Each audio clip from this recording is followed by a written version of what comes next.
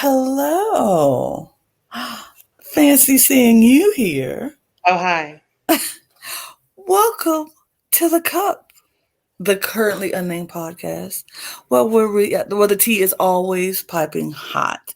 I'm your girl, Lana, the resident diva, here to give the tea, spill the tea, drink the tea, because I love tea. But unfortunately, I'm not drinking tea today. I am drinking water. No! I'm drinking water. No! I'm drinking water because I feel as I've drunk enough strawberry sun-kissed. Sometimes you just need a break and you need to have water in your life. So hydrate with some nice purified water. Purified water is something to drink, and it tastes great too. Thank you. Yes. And I'm Logan Murphy, just a gay, here with, are you ready for it, Lana? I don't think you're ready for it. Also water! Hey! I will tell you, though. I have to tell you. So I did an Instacart order yesterday because I don't like grocery shopping. It's like Instacart order the other day because I don't like shopping either. But I looked for strawberry sun-kissed. They didn't have it at 3 different stores. I looked at 3 different stores, and I was like, nobody has. So now I'm concerned. Is it a regional thing? I doubt it. I don't think it is, but I'm concerned now. Go to your local Walmart. You should be able to find strawberry sun-kissed. I have a Walmart nearby, actually. I didn't look at Walmart, but I probably should. Anyway, Walmart's not on Instacart. How dare they? Whatever. Anyway. Episode 4, Survivor 42. Mm-hmm. And, I think we're just going to have this sort of ebb and flow this season. We're like, Episode 1, phenomenal. Episode 2, pretty okay. Episode 3, phenomenal.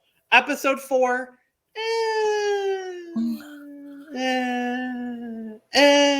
it was fine. It was fine. I was waiting for this episode because of what happened in the last episode. So I definitely wanted to see the fallout of the tribal from the last episode. So I'm, of course I was like very much into the first 10 minutes of this episode because I wanted to know what was going to happen. Let me just say, for someone to go into tribal and act the way that Daniel acted, and then have the audacity to walk back in camp and say, look, I know we've all had a crazy tribal, but I personally don't feel like talking about it. So I would rather we go to sleep and discuss it in the morning. What? Who are I'm you? Sorry. What? Huh? I think this is a microphone moment for you to say, what? Huh? Right. Like, seriously. The cheek, the gall, the audacity, and the gumption in the good words of Miss Tace. How dare you feel like you can dictate what happens and what conversations need to take place because you are so spent when the whole thing happened because you are a punk and you folded under the pressure because you decided that you didn't want to go to Rocks and you decided that you were going to throw your number one under the bus. Like, huh? And then had the audacity to say, I made the wrong choice in listening to Chanel, and now my game is screwed, and I just I don't like feeling this, bruh, bruh. Seriously, that is the that is. I'm so sick. I'm so sick of men thinking that they could just dictate what happens, and the power structure is so like in your favor that you feel like in any situation you dictate what's going to happen, and everybody is just supposed to bow down and jump to your demands.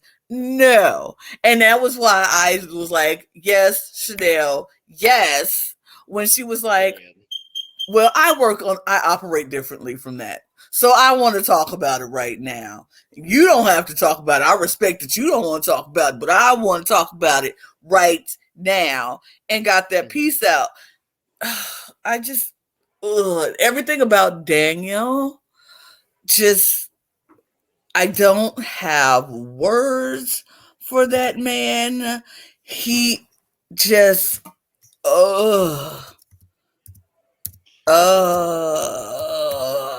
I don't. Literally.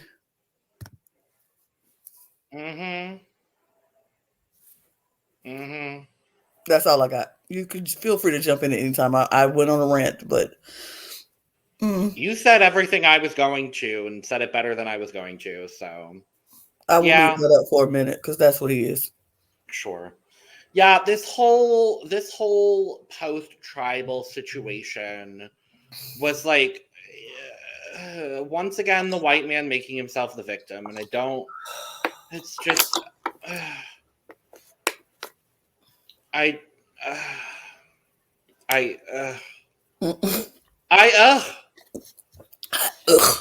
moving on. Anyway.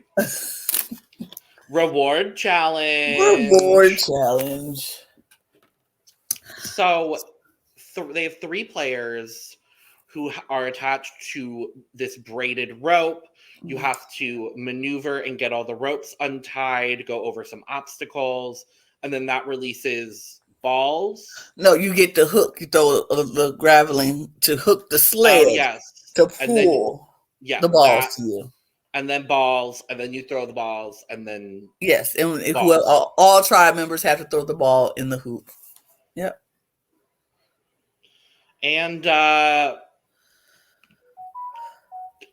Otaku won. There was literally like no question, it wasn't even close. Neither of the other tribes had gotten their sled of balls by the time Taku finished, because guess what? Jonathan is a beast.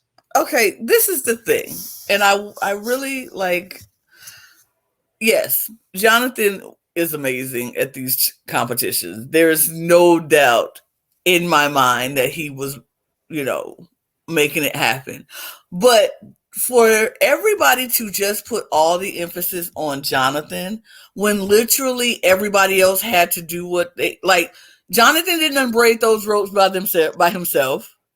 Like he didn't just directed everybody to do it. He just they got into their groove. It was like, this is what we do. Move, move, move. That's a tribe.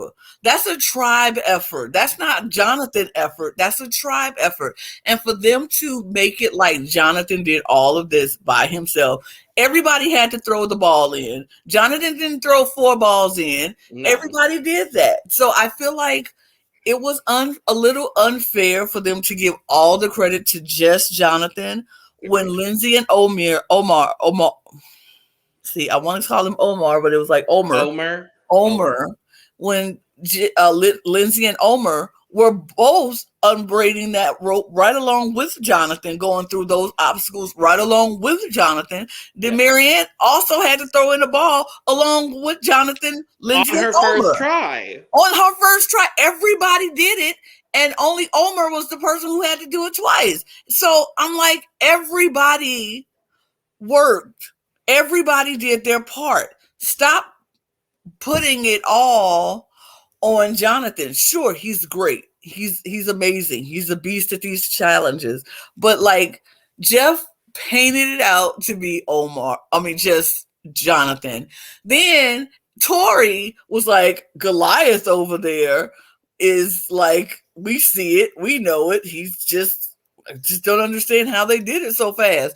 The fact is, they just work better as a tribe than the rest of y'all. I'm sorry. They just do.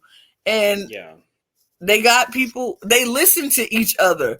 That's the problem with the other team. Nobody's listening to anybody. They're just doing their thing. And so, I don't like how they put the target just strictly on Jonathan. And I feel like this episode specifically made it to a point where they know Jonathan is not going to make it unless he wins every single challenge from here on out, because they're going to try to get him out because Lindsay was like, oh, you're so invaluable. People want to eat more than no, this is Survivor. People can deal with not eating and they can deal with going to find their own food, but they do not want a beast to win everything. If it was a way to get them out pre-merge, they would, but they don't have a choice because they go win their way into merge. The point of contention ended up being after the reward challenge, where, like you said, the target gets firmly planted on Jonathan. I will say this was partly Jonathan's doing. Yeah, first part. Because Jonathan is like, we're a tight four, we're a great group.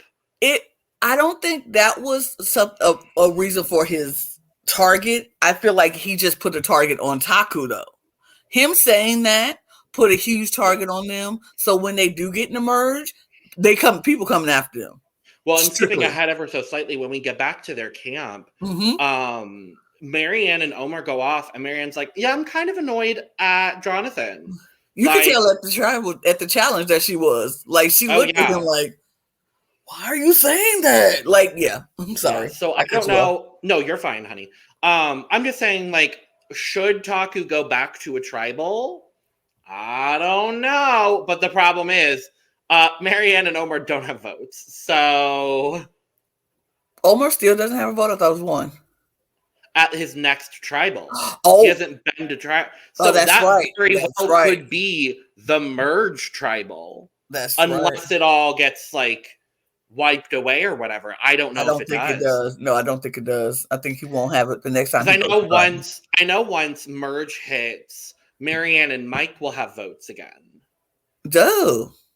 Yeah, because if they make it to merge with the idol intact and it hasn't been activated, then it becomes activated.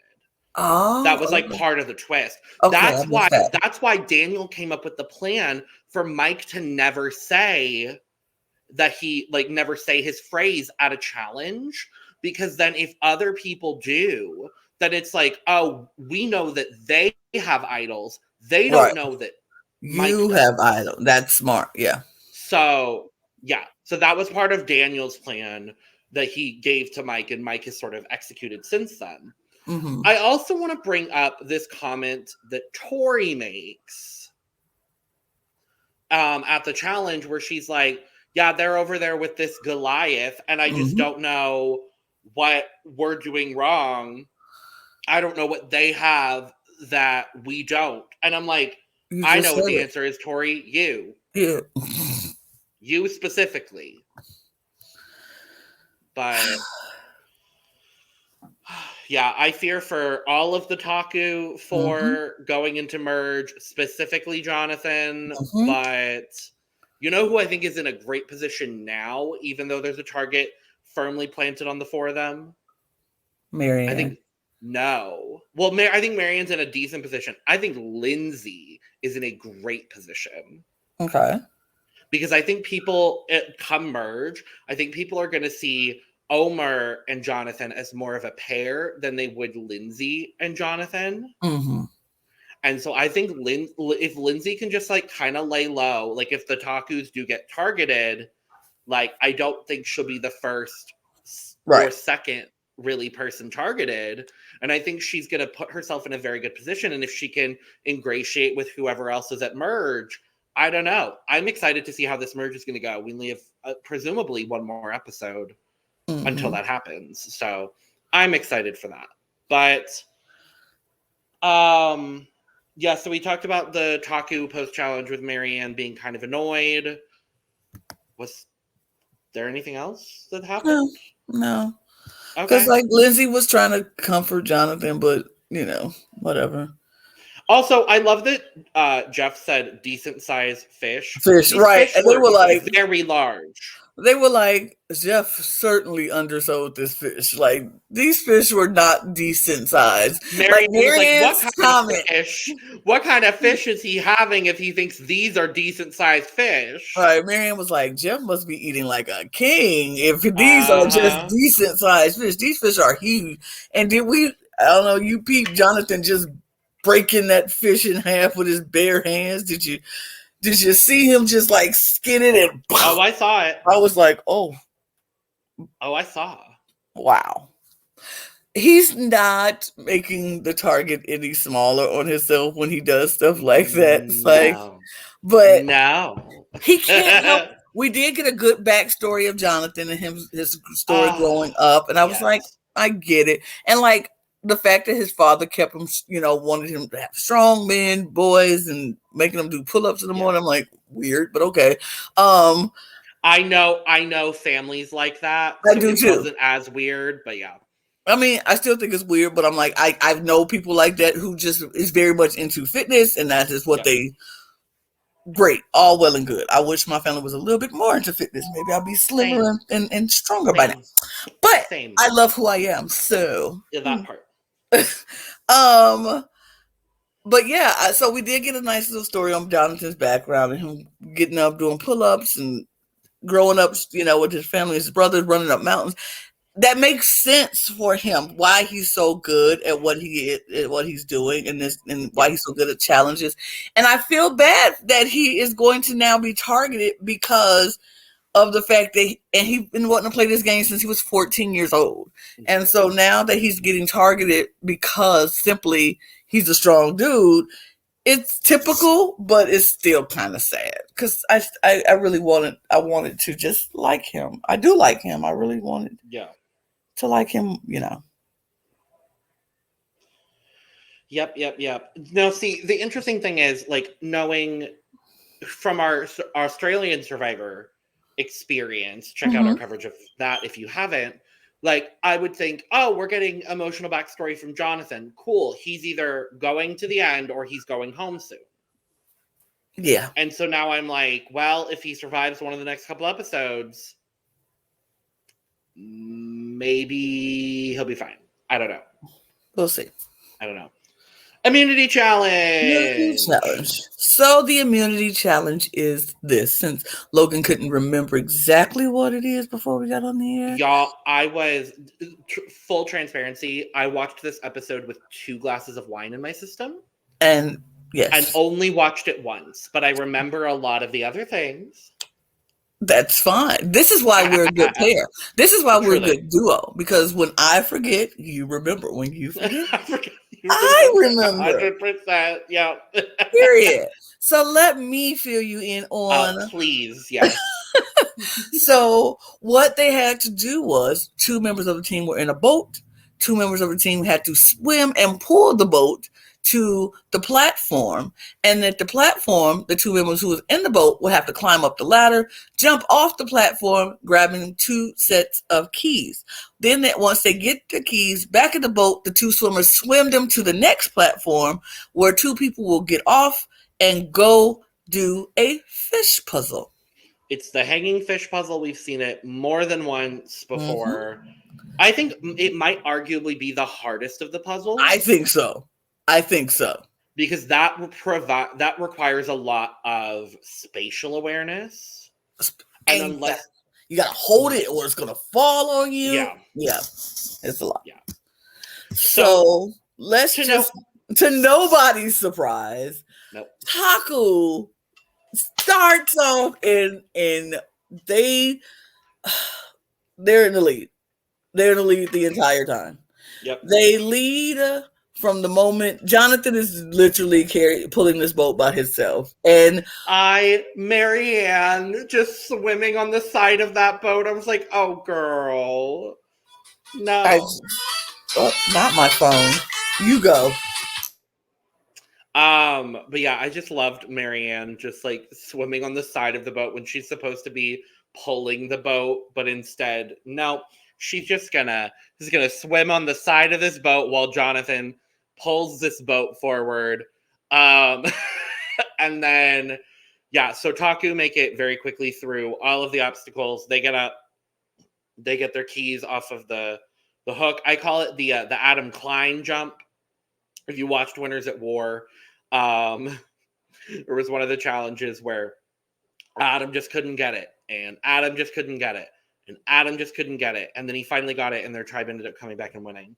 But yeah, the other two tribes, they're doing pretty decently. You had Hai and Mike pulling for Vati, and you had Drea and Roxroy. Drea and Tori. No, Tori and Swati. I don't remember. Tori and Swati were swimming for Ika. And Ika and Vati are pretty neck and neck. Vati comes to some trouble because Lydia cannot get the key. She's having an Adam Klein jump. She just can't get it. And I'm like, oh no, Lydia, you're doing your best. You're truly doing your best, and we appreciate you. But yeah, so they finally got it. So Taku gets to the puzzle first, and we have Omer and Marianne doing the puzzle. Ika is the next, and they have Swati and Drea, I believe it was. And then for Vati, it's Lydia and Chanel. And Taku gets the puzzle done. Omer and Marianne truly are this like well-oiled machine, passing blocks, putting them perfectly in place, like just like continually, they get it done first. So Taku does win the immunity challenge, and then it is down to Vati and Ika, and it is incredibly close. It is within like 4 pieces. Very, very close. But Vati ends up with the immunity challenge win, sending Ika back to tribal again. And I also want to say I really love this moment in the swimming part when they get to the platform with the for the puzzle. This lovely moment between Hai and Mike, where Mike just looks at Hai once they're done swimming, and he's like, "Good job, love you." And I'm like, I love this pairing. It's so lovely. I love it. But yes, the Ika tribe is going back to tribal once again. And the original target, to nobody's surprise, Tori. But people are starting to compare some notes here, and they're noticing that Swati, our girl Swati, seems to be in with a lot of people. She's told a lot of people that they're her number one. They've been doing a lot of number one throwing out these little dust nuggets of number one-ness. I don't know. That didn't make any sense, but whatever. I'm going with it. But yeah, so people are starting to compare notes, and they're like, well, maybe we take out Swati. And in this whole midst of everything, Tori is trying to work closely with Roxroy. Swati and Tori come up with this plan. They want to try to get Drea out. The target shifts like 4 different times in this whole situation. And it's originally Swati and Tori want to try to track out Drea, and they're like, who do we think we can get on side more? So they decide potentially getting Roxroy on board. So that's where Tori's like, I don't want to work with Roxroy, but I guess I will. And so she goes to Roxroy, giving him, some information, trying to get him to trust her. And he does let her know about Drea's extra vote. I have never seen somebody who with some intentions go completely left field so quickly as I did between Tori and Roxroy. Like, literally, Tori's like, I don't really want to work with him, but I will. So, Roxroy, I'm going to give you this information. Drea has an extra vote. Roxroy's like,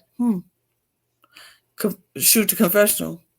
The fact that she can't keep her mouth shut about somebody's extra vote lets me know that I can't trust her and I want her gone, period. I was like... then he goes straight to Drea. Mm-hmm. And it's like... Tori just told me you had an extra vote. And Drea's like...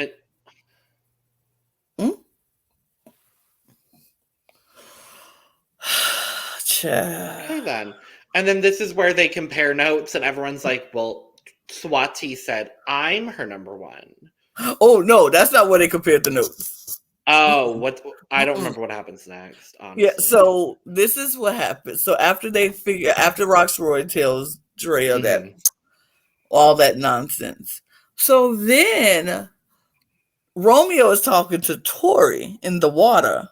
And Tori is like, this is what I don't understand is because the reason why because Romeo was like, I heard you told Roxroy that Drea has an extra vote. Why would you? And she was like, the only reason I told him that is because Swati wanted to get on board. Swati told me about the 4 of you, Drea, Roxroy, and Swati coming together and leaving me on the outs. That's the only reason I was trying to make a move to try to get Roxroy and Swati with, because I heard from Swati. And so Romeo was then like, wait, what? Swati told you that? And she was like, yeah. Swati was like, this is what's happening. And so then Romeo was like, okay, somebody is trying to stir up the pot. Now all roads lead back to Swati. So he goes and tells Drea and was like, Swati is telling, trying to break some things up. And Swati and after she looked in my face and was like, you're my number one. And Drea said, what? Swati told me that I was her number one. Romeo was like, oh, what? She telling everybody. So then with receipts too. The best part. That is the best part. Thank you, Survivor, for showing all the receipts. Swati's like, you're my number one. You're my number one. I just want to let you know you're my number one. I'm like, I'm your number one, right? You're my number one. Like, of course. How many number ones do you have? And 4. So then they went and talked to Tori, and Romeo was like, no, Drea was like, she told me I was the number one. She told him he was her number one. And Tori was like, shut up. Wait, stop. Because she told me I was her number one. Insert another receipt. Literally. I'm like... Oh, I felt so bad. Because I got spoiled by who went home. And I was sad when I got spoiled by the scene that was Swati. And I was like, oh, not Swati. What happened? Swati's so great. Then I watched it. And I was like, ooh, Swati girl.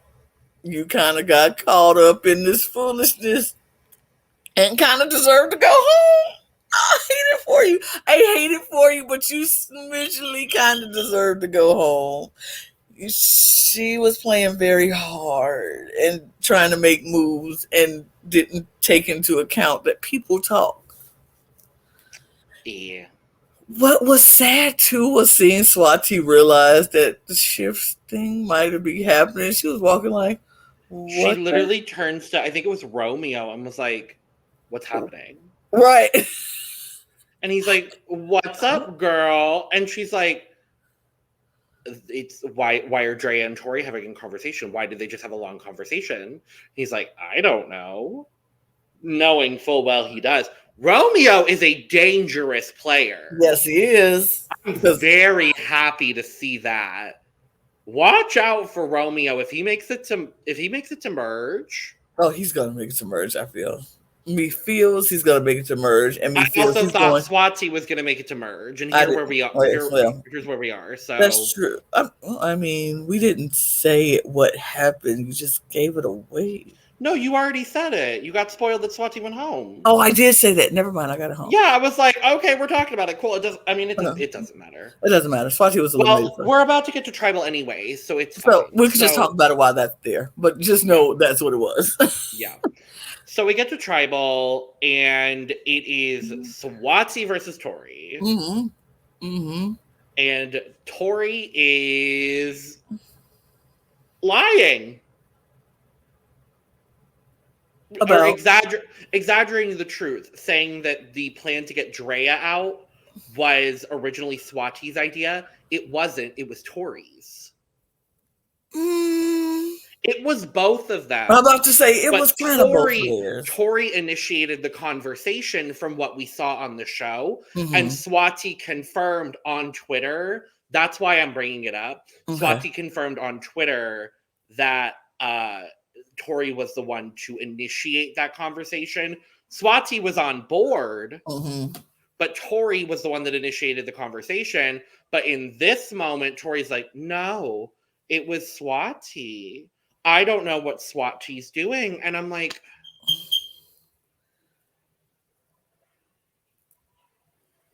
I'm just tired of it. I'm tired of Tori. I'm tired of Daniel. I'm tired of all of it.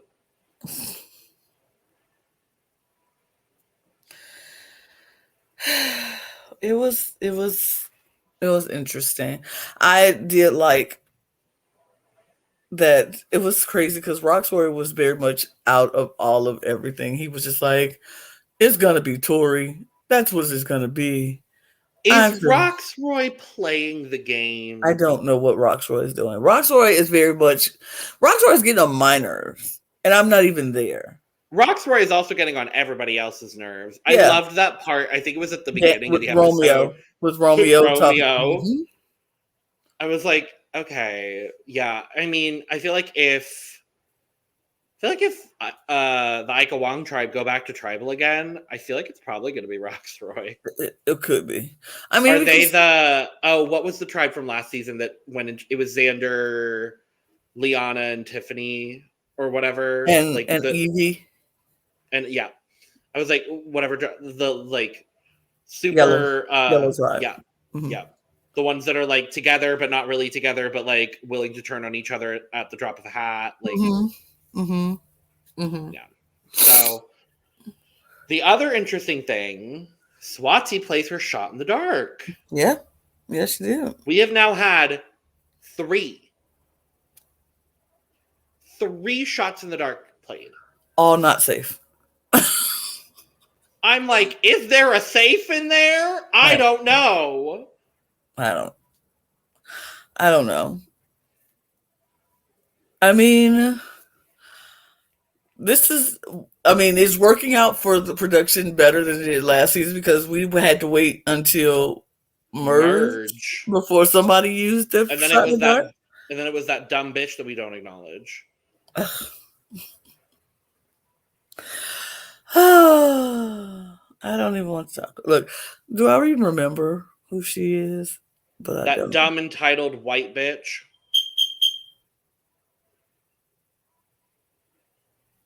I know that narrows it down just so much. I was like, Sydney. Sydney. Oh God, I forgot all about. The dumb entitled white bitch. Oh yeah, I forgot all about her. Wait, she didn't make it to merge. She was the merge boot. Oh, she was in jury. No. Oh no, she was just merge boot. They started jury the next week with Tiffany. Tiffany. Oh, good. I'm about to say because I don't remember. I'm glad we did. She was the merge boot, but she was she wasn't on jury. Good. Thankfully. Yeah, I mean, as you all see, I completely forgot about her because she's irrelevant, forgettable, very much, and allegedly broke the rules. What?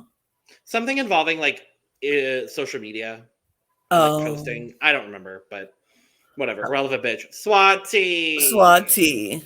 The fact that there have only been 5 South Asian people on Survivor and another one doesn't make it to the jury, it just makes me sad.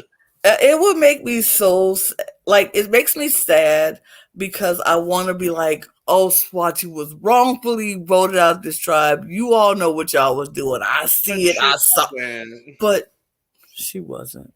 She literally got herself put out this tribe. And I'm worried for Hai next week. I'm going to be honest. Man. There's only one Asian person left in the game, and it's Hai. But I think Hai is doing way better than... Hai is killing it. Absolutely. Well, also, Jenny shouldn't have been voted out, but that's... No, Jenny should not have been voted out at all, but whatever. Plot twist. They do a battle back, and Jenny wins. We love to see it. I would love to, but... We know. Bye, Swati. I'm sad. But then we get the previews for Lana. Week. The previews itself was like almost better than the show. That part. So, speaking of Hai, we see Hai sitting there talking to Lydia, and he's like,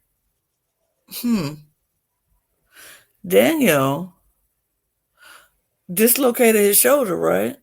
Mm-hmm. But he out there swimming and fishing.